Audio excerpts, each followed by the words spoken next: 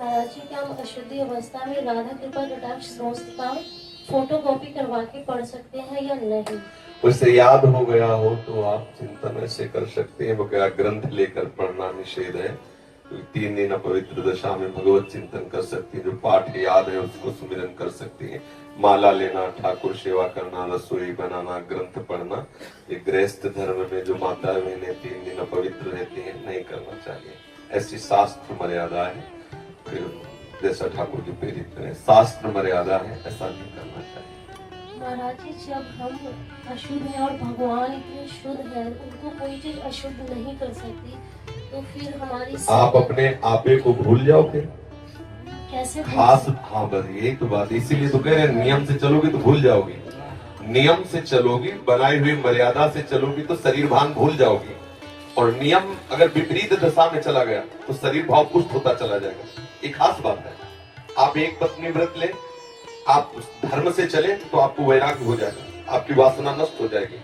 दवा अगर नियम से खाओगे ना, रोग नष्ट हो जाएगा। और आप व्यभिचार करें, चाहे जितना करते चले जाए, आपकी वासना बढ़ती चली जाएगी, आपकी गंदगी बढ़ती चली जाएगी। ये नियम है वही चेष्टा। लेकिन एक पत्नी व्रत ले, धर्म पूर्वक चले तो आपको वैराग्य हो जाएगा। कितने ऐसे गृहस्थ हैं जो वैरागी हैं, पति पत्नी दोनों घर में रहते हुए भी ब्रह्मचर्य हैं। और कितने ऐसे कि देखो, बोले कितने साल, बोले 90 साल के, तो बोले क्या पूरा जीवन हो गया, खाक बटोरते हैं काम, वही के वही खड़े। सब सुलझने की बात है।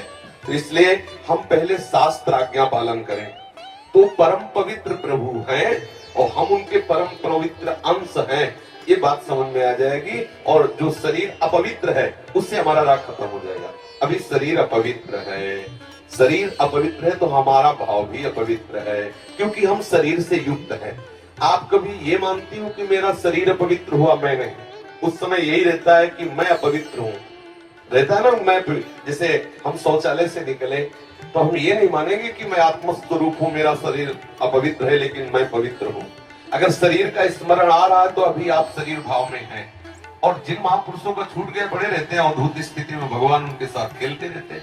उस स्थिति तक पहुंचने के लिए हमें तर्क छोड़कर शास्त्र आज्ञा पालन करना पड़ेगा। शास्त्र की कृपा से, गुरु आज्ञा की कृपा से वो स्थिति आ जाती है जब शरीर भाव से ऊपर उठ गए, फिर क्या, फिर तो कोई परेशानी नहीं। चाहे लघु शंका की पड़े हो, चाहे शौच के पड़े हो, शरीर अपवित्र है लेकिन वो परम पवित्र प्रभु में रमण कर रहा है। अभी हमारी दशा ऐसी नहीं है। हमारा शरीर हमें मैं करके दिखाई दे रहा है, नहीं दिखाई दे रहा। शरीर की भूख मेरी भूख, शरीर की मांग मेरी मांग, शरीर का कष्ट मेरा कष्ट आ रहा है ना।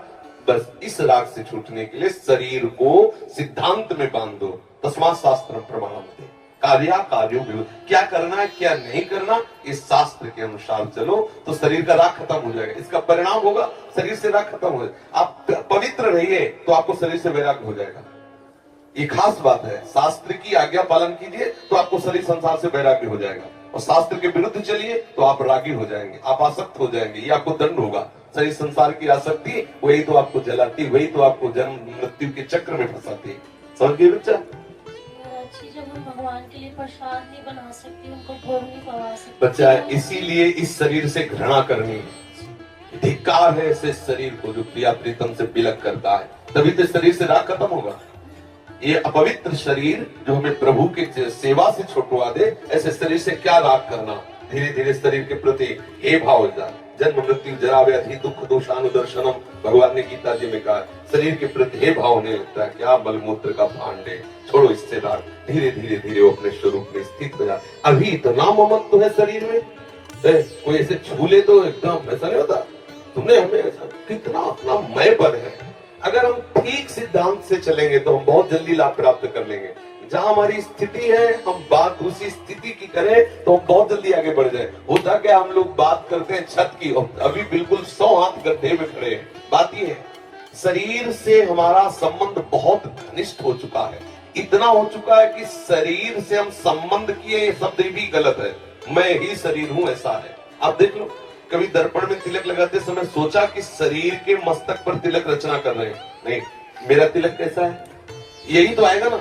मेरा रूप कैसा है, मैं ठीक लग रही हूँ, लग रहा हूँ, ऐसी बातें आएंगी? नहीं आएंगी। तो इसका मतलब शरीर राग है। शरीर राग हटाने के लिए शास्त्रीय सिद्धांत स्वीकार करना होगा। जिस समय माता बहनें अपवित्र होती हैं, उस समय वो जो भी भोग बनाती है, वो शास्त्र के अनुसार कह रहा हूं कि जो ब्रह्म हत्या देवराजेंद्र को लगी थी, उसी के 4 विभाग किए गए थे। पहला विभाग स्त्री को दिया गया था और उसके साथ वरदान भी दिया गया था कि उसी अवस्था के अंतर्गत वो जब सृजन क्रिया में जाएगी तो संतानोत्पत्ति की सामर्थ्य उसको प्राप्त हो जाएगी। पृथ्वी ऊषर भूमि, जो ऊषर भूमि है, ये वो ब्रह्म हत्या का एक भाग, उसको वरदान दिया गया था, चाहे जितना गड्ढा खोद दिया जाए अपने आप भर जाएगा समय पे। वृक्ष की गोंद जो निकलती वो ब्रह्म हत्या, और उसको वरदान दिया काटने पर भी पुनः आप हरे भरे हो जाओगे, मतलब समय आने पर आप वृक्ष रूप धारण कर। और जल में फेन बुदबुदा काई, ये ब्रह्म हत्या के 4 भाग के। और जल को आशीर्वाद दिया गया कि कभी भी कहीं भी पवित्रता होगी तो आप उसमें सम्मिलित होगे, जल छिड़को, आचमन करो, जल के द्वारा पवित्रता। ऐसा 4 वरदान भी उनको अलग अलग दिए गए और उनके लिए विधान भी किया गया है। देवराज इंद्र को जब ब्रह्म हत्या लगी थी तो शास्त्र में मर्यादा चली आ रही है, अगर इसका हम पालन करेंगे तो शरीर से वैराग्य हो जाए। जैसे अब जो बच्चे वैराग्य ले लिए हैं, भले वो स्त्री शरीर में है, अब उनके लिए नियम खत्म हो गया कि वो 3 दिन अपवित्र रहेंगे तो छुएंगे नहीं, क्योंकि खत्म संसार के भोग राग, संसार का क्रम खत्म। अब वो वैरागी, अब वो आठों पैर प्रभु की सेवा में लगे हैं। पर अपने गृहस्थ धर्म से है, शरीर सुख की कामना से है, शरीर का हम प्रयोग कर रहे हैं अपने इंद्रिय सुख के लिए, तो आप पवित्रता धारण करो जिससे तुम्हारा ये राग नष्ट हो जाएगा। समझ रहे ना? हम बता देते हैं, गृहस्थों को भी कह देते हैं कि आप मंत्र चिंतन भी कर सकते हैं, माला से नहीं, मंत्र चिंतन भी कर सकते हैं। स्नान किया, मंत्र चिंतन कर रहे हैं, भाई अंदर हमारे जो चिंतन हो रहा, शरीर ही तो अपवित्र है, हम बाहरी चेष्टा नहीं करेंगे। हम मानसिक ठाकुर सेवा भी कर सकते हैं, मानसिक पाठ भी कर सकते हैं। हमें चतुरासी जी याद है तो ग्रंथ नहीं छुएंगे, ऐसे पद गायन करेंगे, नाम कीर्तन करेंगे, ये सब हो सकता है। लेकिन प्रगट में जो शरीर द्वारा चेष्टा होनी है तो फिर उस समय 3 दिनों तक ऐसा शास्त्री महापुरुषों का और संतों का आदेश है, तो हमें वैसा पालन करना चाहिए। हाँ, शरणागत मंत्री के लिए वैसे हमने बताया है कि शौचालय में और बाथरूम में हम मंत्र ना जपे, पवित्र हो करके आचमन आदि करके फिर मंत्र जप करें। और जैसे हम अपवित्र दशा में जैसे ट्रेन आदि में यात्रा करते हैं, सोच गए उन्हीं कपड़ों से उन्हीं पास, फिर नाम जप करें, मंत्र जप न करें। मंत्र में थोड़ी पवित्रता की आवश्यकता है, नाम जप करें। जब हम पवित्र हो तब मंत्र जप करें। और अगर आप पवित्र हैं तो हर समय फिर जप सकते हैं, केवल शौचालय और लक्षण का छोड़कर। बिल्कुल बिल्कुल मंत्र जप सकते हैं, हाँ बिल्कुल बिल्कुल कर सकते हैं, बिल्कुल कर सकते हैं, उत्तम बात।